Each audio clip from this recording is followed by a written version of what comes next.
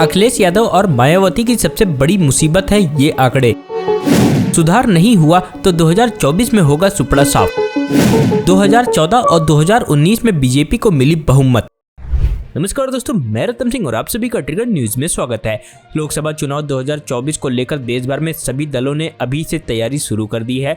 हर party अपनी रणनीति बनाने में जुट गई है। वहीं इस बार प्रधानमंत्री नरेंद्र मोदी के विजय अभियान को रोकने के लिए विपक्षी पार्टियां एक होकर चुनाव लड़ने का मन बना रही हैं। यही कारण है कि 18 जुलाई को बेंगलोर में विपक्षी दलों ने महाबैठक कर सरकार के खिलाफ एक नया मोर्चा बनाया, जिसका नाम इंडिया रखा गया है। फिलहाल इन सभी पार्टी के लिए लोकसभा चुनाव में 75 जिलों वाले उत्तर प्रदेश एक मील का पत्थर साबित होने वाला है।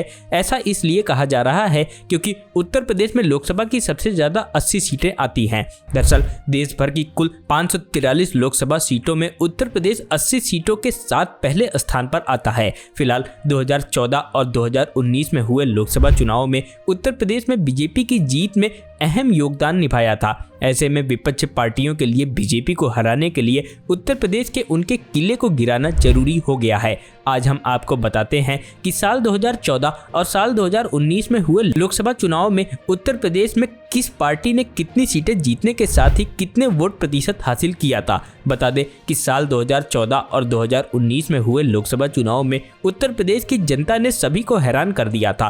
दोनों ही बार उत्तर प्रदेश की 80 सीटों पर हुए लोकसभा चुनाव में एनडीए ने जीत दर्ज की थी। बात करें साल 2014 की तो इस दौरान उत्तर प्रदेश की 80 सीटों में 71 सीटों को अकेले बीजेपी ने अपने नाम किया था। ऐसा करने के साथ ही बीजेपी ने 83% वोट शेयर हासिल किया था। वहीं कुल वोट प्रतिशत का मात्र 1% वोट हासिल कर अपना दल को 2 सीटों पर जीत मिली थी। प्रदेश में अपना दबदबा रखने वाली समाजवादी पार्टी को 22% वोट के साथ 5 सीटों पर जीत मिली थी। वहीं 8% वोट के साथ कांग्रेस को सिर्फ 2 ही सीट पर जीत हासिल हुई थी। आरएलडी को 1% वोट मिले और उसका खाता तक नहीं खुला। साल 2014 मायावती की पार्टी बसपा के लिए सबसे बुरा रहा। उस समय की राष्ट्रीय पार्टी के रूप में पहचान रखने वाली बसपा 20% वोट पाकर भी 1 सीट जीतने को तरस गई थी। इसके बाद 5 साल के अंतराल पर 2019 में हुए लोकसभा चुनाव में एक बार फिर इतिहास ने खुद को दोहराया। फिलहाल इस बार जहां बीजेपी को कुछ ही सीट का नुकसान हुआ, वहीं बसपा अपनी साख बचाती नजर आई।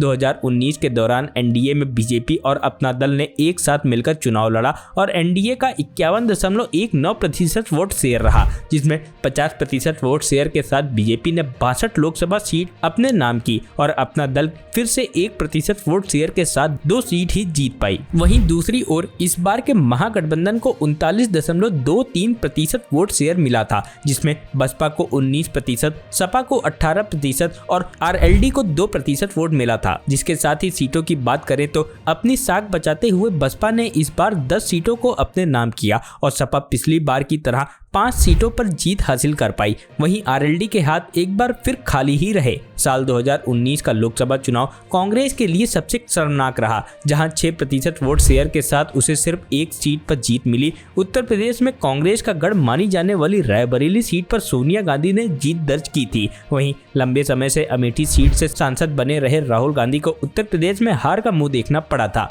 Bureau report, trigger news.